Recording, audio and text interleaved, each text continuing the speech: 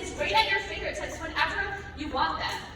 And that's not normal. See, when your parents were growing up, did you know that when your parents were growing up, Google did not exist?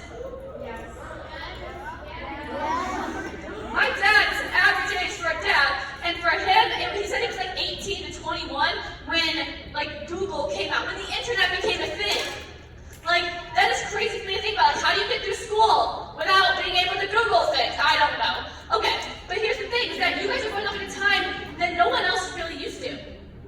You have all these different things that are right there, and a lot of times people don't really know what to do with it, because you guys have a unique access to connect to new things, new people, and new ideas. Now I know for me, a lot of times when I hear people talking about social media or phones, my brain just shuts off. Because I'm tired of people telling me that social media is bad, and that phones are bad, and we should just get rid of it, and it's poisoning us, and it's ruining this next generation. How many of you guys have heard that before? That's almost all of you just raised your hands. I know I've heard that a lot. But here's the thing, guys, is that I was in middle school 5 or 6 years ago. I grew up in middle school having all these different medias. I got Instagram when I was in 4th grade. I went through middle school having social media and having all these things too. And I'm not going to sit up here and tell you that it's just bad or that you should delete it, or that it's awful, because truth be told, I still have social media to this day. Yes, I think social media can be bad, but I also know that social media can be really good when it's used correctly. So I think a lot of times when we're talking about social media, we focus on, is it good or is it bad? Is it healthy or is it unhealthy? Is it helpful or is it harmful? We take these really two big extremes, and we're over here and we're like, social media is awful, you shouldn't have it, none. Or you're over here and you're like, social media is the best thing, I'm going to sit on it all day, I want YouTube and video games. We look at these really two big extremes, and we forget what might be in the middle ground. We forget that there might even be a middle ground. See, because on the good side, social media helps you connect to people you normally wouldn't connect with. Social media gives you an opportunity to stay in touch with people you probably wouldn't stay in touch with before. Maybe video games and YouTube and those things can be really enjoyable, and they can be good in moderation. Video games are fun to play. YouTube, you can learn new things on, and there's so many things that I would never know how to do before, but I can go on YouTube and just YouTube how to do it, and I get a video teaching me. So when you look at these things, social media can be really good. But that side exists. But so does this side. Maybe social media causes you to compare yourselves to other people. Maybe after you're done scrolling through your social medias, you just don't feel very good because you're seeing how everyone else lives compared to how you live. Maybe the internet, YouTube, cause you to look at things that leave you feeling guilty and shameful when you're done.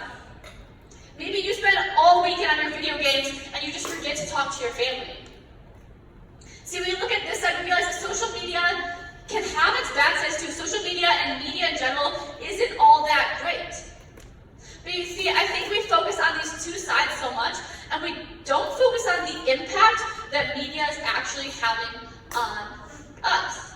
See, because sometimes it can be good, sometimes it can be bad, and as I just showed, both sides of the argument have really valid reasonings. They have points that go along with them. But just because both sides have valid points, does that mean that we have to be all in or all out? Does it mean that we have to have no social media at all, or all social media and all media in the world? What does it look like to be in this middle ground? What does it look like to realize that there's a different way to view it besides just healthy or unhealthy, or good or bad? And you see, instead of focusing on those good or bads or these two extreme sides, I think we need to view it a different way. I think we need to view it through the lenses of the Bible. And I think we need to view it through what Jesus says about this and what we can learn from that. So today I want us to look in the Bible, but I want to tell you guys first is that the Bible was written hundreds of years ago. And back then they didn't have media, they didn't have Netflix, they didn't have all these things that we do now.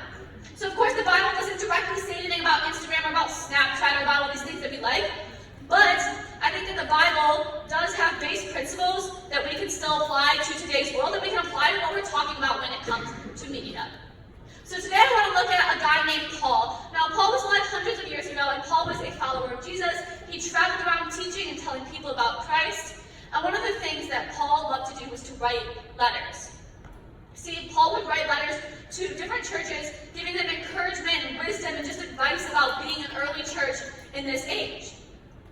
And what people did is people took those letters that Paul would write to different cities and different churches, and they put them in the Bible. And a lot of the books that we find in the New Testament, which is like the part of the Bible after Jesus rose from the dead was, like, after Jesus was born, but a lot of those things are the letters that Paul wrote. A lot of the books are just letters that Paul wrote, and today I want to look at those, and that's in the book of Corinthians.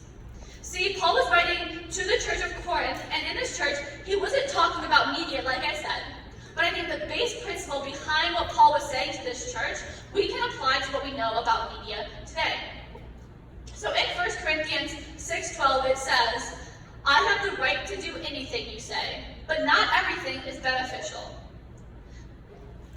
See, Paul pointed out to these people, he said, you guys think that you have the right to do whatever you want to do.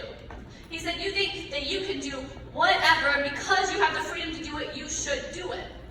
But Paul also pointed out that not everything they have the freedom to do is beneficial for them. And I think that applies a lot to what we know today. See, I think as middle schoolers, a lot of times, you guys think that you have, that we think that you have the freedom to do anything you want. Even if that means going behind your parents' back or doing something that you know you're not supposed to do, technically you have the freedom to do it, so why not do it? And I know that's the mentality that I had in middle school, and I think we take that mentality and we apply it to media too. See, we think that technically, yes, we have the freedom to do it, so why not spend all hours playing video games all weekend? Why not scroll through social media for hours on end? Why not compare ourselves to other people? We have the freedom to do it, so why shouldn't we do it? And how do we know when what we're doing is actually bad? And then Paul continues on in this letter, and I think this next part he says really helps us to figure out where is the line between good or bad? Where is that middle ground that we're looking for? And in 1 Corinthians 6:12, he says, I have the right to do anything, but I will not be a slave to anything. See, this verse gives us a lot of clarity on the good or bad because it tells us where that line is. See, do we have the freedom to do it? Yes. Can social medias and other medias be good? Yes. But how do we know when it's bad? When we are a slave to it. When it is controlling or ruling over our lives, that's when we know that we have a problem between this good and bad. See, I know sometimes it's really hard to make the best choices when it comes to media, and it's hard to know when it's controlling your life, and it's hard to see the impact that social media can have on you. So how can we use Paul's words of wisdom to make sure that we're using media in a really healthy way? How can we use what Paul said was about not being a slave to anything and apply that to media? And what I think is that we apply Paul's words to media by using a filter. And not like filters that we may look at on Snapchat or Instagram, but a filter in our brain. A filter of thinking about the things we're doing and running it through our heads before we actually do it. And I think that the specific filter that we need to use in this case is wisdom. See, wisdom is making the best decisions when there isn't always a clear right or wrong choice.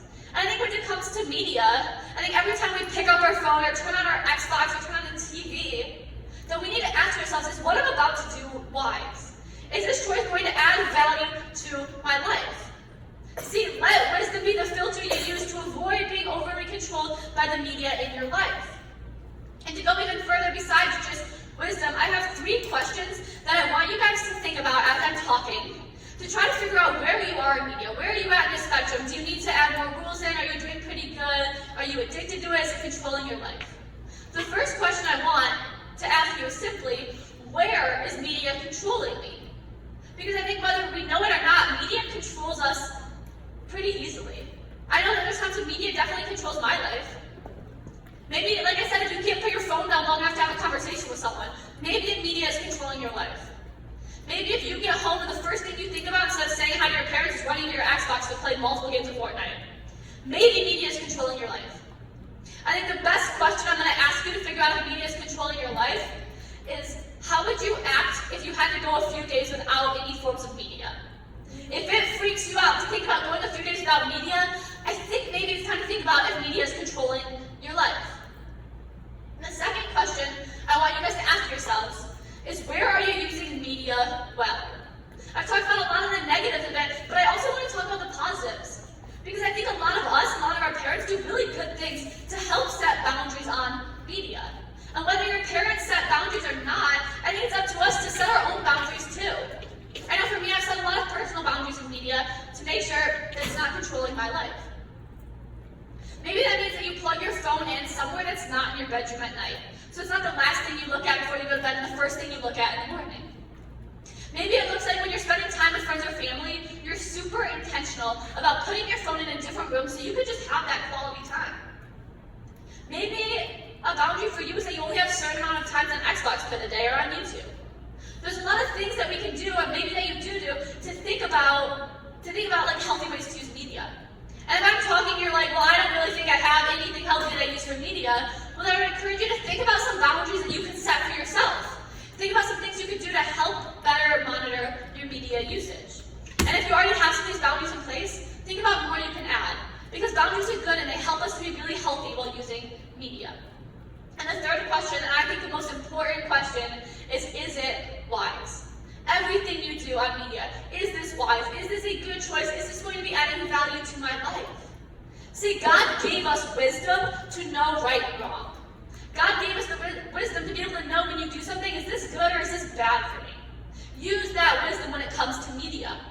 And you see, if you don't know the answer if this is wise, God also gave us adults and people who are older than us to help speak into our lives. Ask your discussion group leader, ask your parent, ask your teacher. Because God gave us people who know more than us, and we can ask those people, is what I'm about to do wise? See, there's a lot of resources out there to figure out good and bad choices on media.